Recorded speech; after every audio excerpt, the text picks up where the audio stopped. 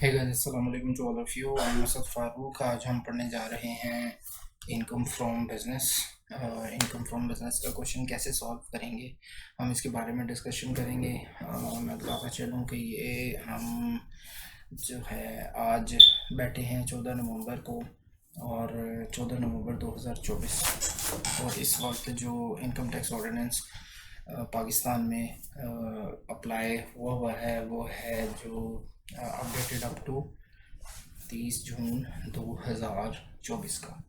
ठीक है, आपको आपको पता होगा कि जून में फाइनेंस वो बजट पेश किया जाता है, फिर वो अप्रूव होता है, फिर सारा कुछ डन करके फाइनेंस एक्ट आता है, फिर वो पार्ट बन जाता है इनकम टैक्स ऑर्डिनेंस का।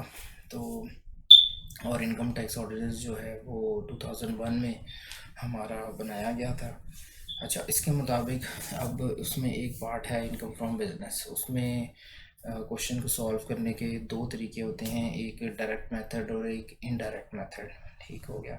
आज हमने इनडायरेक्ट मेथड को डिस्कस करना है। इनडायरेक्ट मेथड किस लिए यूज़ होता है? जब आपको पता हो कि आपकी जो इनकम है वो सिर्फ नॉर्मल टैक्स रिजीम में जा रही है। अगर रिजीम्स का भी अगर डिस्कस करें, आपको पता होना चाहिए कि एक आपकी मिनिमम टैक्स रिजीम होती है, एक फाइनल टैक्स रिजीम होती है, एक नॉर्मल टैक्स रिजीम होती है, एनटीआर। ठीक है, अभी हम we are right now discussing about normal tax regime.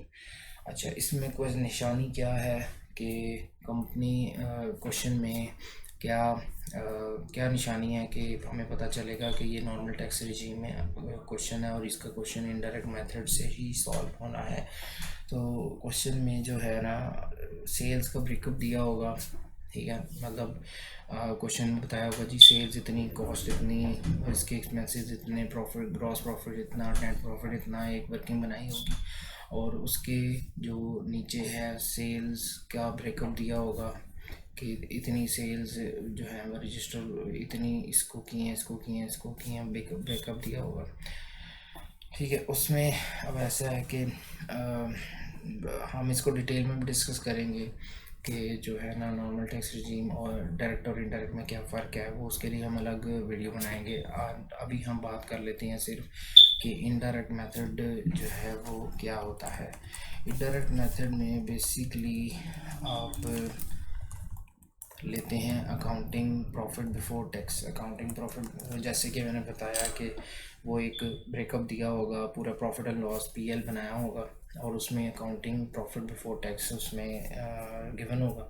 वहाँ से आपने अमाउंट को शुरू करना है। उसके बाद आपने जाना है उसमें इनएडमिसिबल एक्सपेंसेस आपने ऐड करने हैं, एडमिसिबल इनकम ऐड करनी है। ठीक है, और इन इसी तरीके से एडमिसिबल डिडक्शंस जो हैं, मतलब इनएडमिसिबल और एडमिसिबल में क्या फ़र्क है कि एडमिसिबल का मतलब है जो tax income tax ordinance allow करता है कि ये आप अपने सेल में से जो है ना लेस कर लें। इससे पहले अगर आपको नहीं पता तो एनटीआर में और बाकी जो रिजीम्स है उसमें फ़र्क ये है कि जो एनटीआर है इसमें कुछ डिडक्शन जो कंपनी के बिज़नेस के ख़र्चे होते हैं वो माइनस करने की इजाज़त होती है। अब वो जो जितने भी ख़र्चे हैं उसमें कुछ माइनस करने की इजाज़त होती है और कुछ नहीं होती।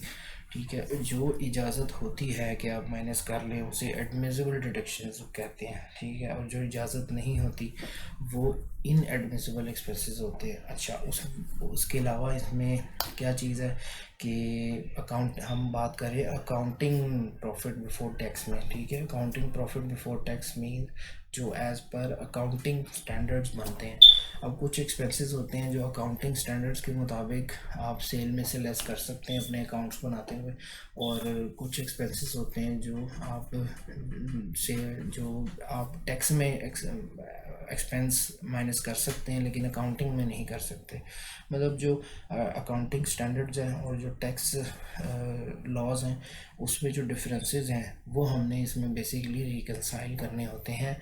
अब इसमें हमारा मकसद ये है कि हम अकाउंटिंग प्रॉफिट बिफोर टैक्स से हम अकाउंटिंग प्रॉफिट एज पर टैक्स लॉज जो है ना वो बना सकें, उसके लिए हम ये सारी चीज़ें ऐड बैक कर लेते हैं। जैसे कि इनएडमिसिबल एक्सपेंसेस वो एक्सपेंसेस हैं जो आपके अकाउंटिंग स्टैंडर्ड में के मुताबिक आपने अपने अकाउंट्स में सेल में से लेस किए हुए हैं, ठीक है, लेकिन जब आप टैक्स की बात करते हैं तो वो लेस नहीं होने चाहिए लेस, तो इसलिए आप ऐड बैक कर देते हैं। इसी तरीके से इनकम, एडमिसिबल इनकम है वो इनकम जो अकाउंटिंग प्रॉफिट बिफोर टैक्स में शामिल नहीं हुई और क्योंकि अकाउंटिंग लॉज के मुताबिक वो इनकम नहीं है लेकिन टैक्स लॉज के मुताबिक वो इनकम है, तो इसलिए आप वो एडमिसिबल इनकम भी ऐड कर लेंगे। प्रॉफिट, इससे क्या होगा, आपका प्रॉफिट बिफोर टैक्स बढ़ जाएगा, प्रॉफिट बढ़ जाएगा। इसी तरीके से एडमिसिबल डिडक्शंस हैं वो डिडक्शंस जो आपने टैक्स वाला जो कहेगा कि हाँ जी आप ये माइनस कर सकते हैं, लेकिन जो अकाउंटिंग में है, अकाउंटिंग में आपने जो अकाउंट्स बनाए हुए हैं उसमें वो लेस नहीं हुए हुए, ठीक है। तो ये डिफरेंस है। उसके अलावा इनएडमिसिबल इनकम क्या है, जो टैक्स लॉज के मुताबिक इनकम नहीं है लेकिन अकाउंटिंग के मुताबिक इनकम है और वो ऊपर अकाउंटिंग प्रॉफिट बिफोर टैक्स में भी ऐड हुई हुई है।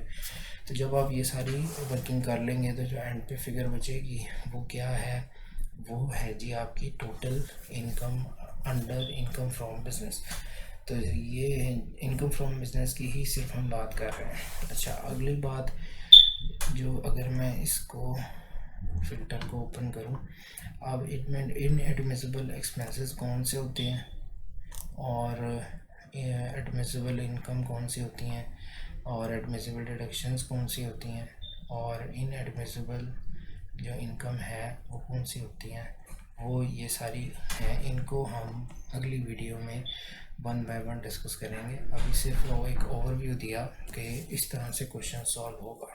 Okay, thank you.